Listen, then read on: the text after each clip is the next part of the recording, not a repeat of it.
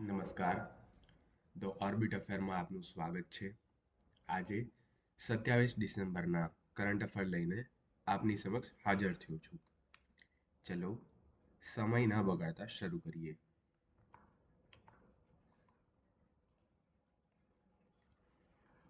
હીડમાં હમણાં જે નક્સલી હતો એને ઠાર કરવામાં આવ્યો.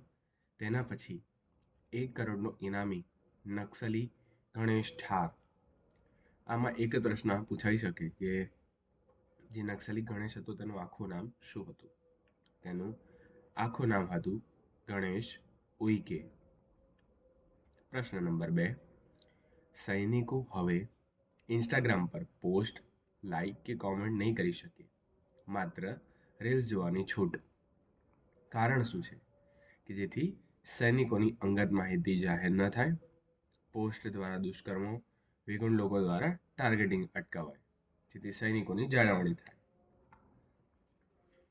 હાલમાં અટલ બિહારી વાજપેયીની કેટલામી જન્મજયંતિ ઉજવવામાં આવી? 121. અટલ બિહારી વાજપેયીનું જન્મસ્થળ કયું હતું? ગ્વાલિયર, મધ્યપ્રદેશ. અટલ બિહારી વાજપેયીએ વડાપ્રધાન તરીકેના મહત્વપૂર્ણ કાર્યો કયા કયા કર્યા છે? પહેલું, પરમાણુ પરીક્ષણ.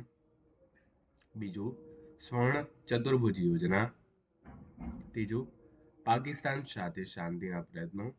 4, કારગિલ યુદ્ધ. રગીલ નહીં, કારગિલ યુદ્ધ 1999.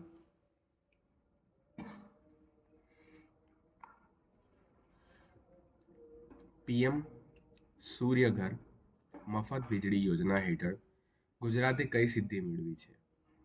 ગુજરાતે 5 લાખ સોલર રૂફટોપ લગાવી દેશભરમાં પ્રથમ સ્થાન મેળવ્યું છે. ગુજરાત 2027નું લક્ષ્ય શું છે?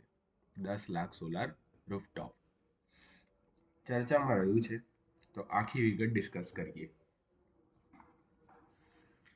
પીએમ સૂર્યઘર મફત વીજળી યોજના શા માટે હોય છે?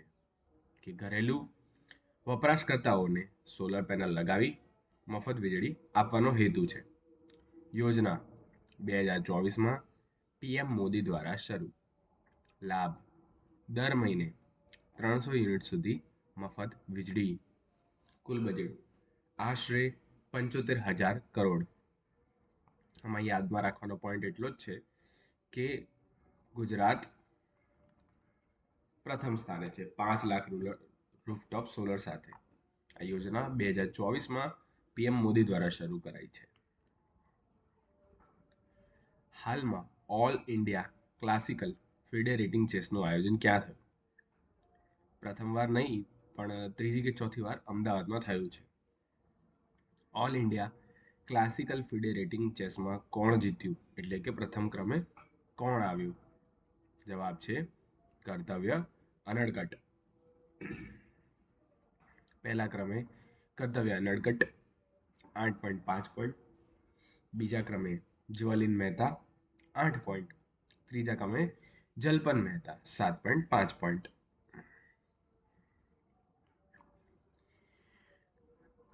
હાલ ઘણા બધા મહાન વ્યક્તિઓના મૃત્યુ થયા છે. તમે બધા જોઈ લેજો. હું અહીંયા 3 બતાવી રહ્યો છું જેમાંથી પ્રશ્નો આવી શકે છે. શિબુ સોરેન કયા રાજ્યના પૂર્વ મુખ્યમંત્રી હતા? ઝારખંડ. આ પ્રશ્ન આવી શકે છે કે પિયુષ પાંડે કોણ હતા? એડ ગુરુ. કેમ? કારણ કે તેમણે અબ કી બાર મોદી સરકાર, કુછ મીઠા હો જાય જેવા અનેક સ્લોગનો આપ્યા હતા. ધર્મેન્દ્ર બીજા કયા નામે ઓળખાતા હતા? હી મેન. તમારો બહુ સમય નહીં લઉં. હું કરંટ, હિસ્ટ્રી, બંધારણ, વિજ્ઞાન, ભૂગોળ, સ્પેસ, એન્વાયરમેન્ટ બધાના વિડીયો બનાવું છું પરીક્ષાલક્ષી. જો તમને વિડીયો પસંદ આવે લાઈક કરજો, સબસ્ક્રાઈબ કરજો. આગળ વધીએ. રોશની નાદરને કઈ લિસ્ટમાં સ્થાન મળ્યું છે? રોશની નાદરને ગ્લોબલ હોરુન રિસર્ચ રીચ લિસ્ટમાં સ્થાન મળ્યું છે. હાલમાં 10 શ્રીમંત મહિલાઓની યાદીમાં રોશની નાદરનું 5મું સ્થાન મળ્યું છે. મિસ્ટર બીશે હમણાં એક ઐતિહાસિક સિદ્ધિ હાંસલ કરી છે. શું કરી છે? તેમણે 40 કરોડ સબસ્ક્રાઇબર ધરાવતો પ્રથમ યુટ્યુબર બન્યો છે. મિસ્ટર બીસ્ટનું વાસ્તવિક નામ શું છે? Jimmy Donaldson. ચર્ચામાં રહેવાનું કારણ શું છે? 40 કરોડ સબસ્ક્રાઇબર ધરાવતો પ્રથમ વ્યક્તિ બન્યો છે.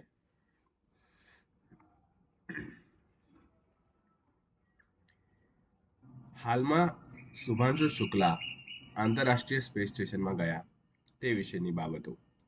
Shubhanshu Shukla international space station પર જનારા કયા અને અંતરિક્ષમાં જનારા કયા ભારતીય બન્યા? Shubhanshu Shukla international space station પર જનારા પ્રથમ અને અંતરિક્ષમાં જનારા દ્વિતીય ભારતીય બન્યા. કેમ? કારણ કે 1984માં રાકેશ શર્મા દ્વારા રશિયાના અંતરિક્ષ યાન સોયુઝ પરથી ઉડાન ભરી 41 વર્ષ પછી આ યાત્રા ફરી થઈ હતી. ક્યાં પ્રથમવાર ઇન્ટરનેશનલ કાઇટ ફેસ્ટિવલ યોજાશે? ધોળાવીરા. આ એટલું ઇમ્પોર્ટન્ટ નથી. બનાસકાંઠા જિલ્લાના હળાદ તાલુકામાં આવેલા અરવલ્લી પહાડી વિસ્તારમાં આદિવાસી ખેડૂતોએ સ્ટ્રોબેરીનું વાવેતર શરૂ કર્યું. આ પ્રશ્ન આવી શકે છે સાયન્સ રિલેટેડ અથવા નોર્મલ જીકે રિલેટેડ કે કિમ્બર્લી પ્રક્રિયા શું છે? કિમ્બર્લી પ્રક્રિયા આ એક આંતરરાષ્ટ્રીય પહેલ છે. તેનો હેતુ સંઘર્ષ હીરાના વેપારને રોકવાનો છે. સંઘર્ષ હીરાએ સંઘર્ષોને ભંડોળ પૂરું પાડવા માટે બળવાખોર જૂથ દ્વારા વેચાતા હીરા છે. આ પ્રક્રિયા ખાતરી કરે છે કે બજારમાં વેચાતા હીરા કાયદેસર છે. હાલ કિમ્બર્લી પ્રક્રિયાનું અધ્યક્ષપદ કોની પાસે છે? ભારત. કિમ્બર્લી પ્રક્રિયા ક્યારથી શરૂ કરવામાં આવી? 2003. સભ્ય દેશો કેટલા છે? 80+. જો તમે આ 15મા નંબરના પ્રશ્ન સુધી મારી સાથે છો તો તમારો ખૂબ ખૂબ ધન્યવાદ. આ પ્રશ્ન એક્ઝામમાં આવી જ શકે છે એવા જ હોય છે કારણ કે આ ન્યૂઝપેપરમાં બેઝ છે, મારા ઘરના લાયેલો નથી. આગળ વધી. ભારતીય કોસ્ટગાર્ડનું પ્રથમ પ્રદૂષણ નિયંત્રણ જહાજ કયું બન્યું છે? સમુદ્ર પ્રતાપ. સાઉદી અરેબિયામાં સૌથી મોટું તેલ ભંડાર કયું બન્યું છે? ગવાર તેલ ક્ષેત્ર. નાસાના મંગળ ગ્રહ મિશનનું નામ શું હતું? માવેન. કેમ ચર્ચામાં રહ્યું છે? કારણ કે નાસાના મંગળ ગ્રહ માવેનનો સંપર્ક તૂટી ગયો છે. માવેન મિશન ક્યારે મંગળ ગ્રહ પર પહોંચ્યું હતું? વર્ષ 2014માં. મધ્યપ્રદેશ રાજ્યમાં કયું નવું ટાઈગર રિઝર્વ બનાવવામાં આવશે? રત્ન પાણી ટાઈગર રિઝર્વ. રત્ન પાણી ટાઈગર રિઝર્વ ક્યારે કાર્યરત થવાની સંભાવના છે? વર્ષ 2026-27 દરમિયાન. પ્રશ્ન નંબર 17. બ્રહ્મોસ મિસાઇલની રેન્જમાં કેટલો વધારો થયો છે? બ્રહ્મોસ મિસાઇલ પહેલા 450 કિલોમીટરની રેન્જ હતી જે હવે 600 થી 800 કિલોમીટર સુધી વધી છે. બ્રહ્મોસ મિસાઇલ કયા પ્રકારની મિસાઇલ છે? સુપરસોનિક ક્રૂઝ મિસાઇલ છે. બ્રહ્મોસ મિસાઇલની ગતિ કેટલી છે?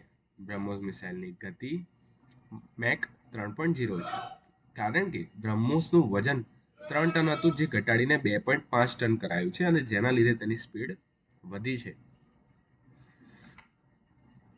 71મો નેશનલ કઈ ફિલ્મને શ્રેષ્ઠ ગુજરાતની ફિલ્મનો એવોર્ડ એનાયત થયો છે? વર્ષ. જાનકી બોડીવાલાને ફિલ્મ માટે બેસ્ટ સપોર્ટિંગ એક્ટર્સનો એવોર્ડ એનાયત થયો છે. ભારતના યુવા ક્રિકેટર વૈભવ સૂર્યવંશીને દેશનો સર્વોચ્ચ બાળ પુરસ્કાર પ્રધાનમંત્રી રાષ્ટ્રીય બાળ પુરસ્કારથી નવાજવામાં આવ્યું તે ક્યાં મળ્યો છે? દિલ્હી નહીં, બિહારમાં. આ હતા આજના ઇમ્પોર્ટન્ટ કરંટ અફેર. વિડીયો પસંદ આવ્યો હોય તો લાઈક કરજો, સબસ્ક્રાઇબ કરજો. ધન્યવાદ.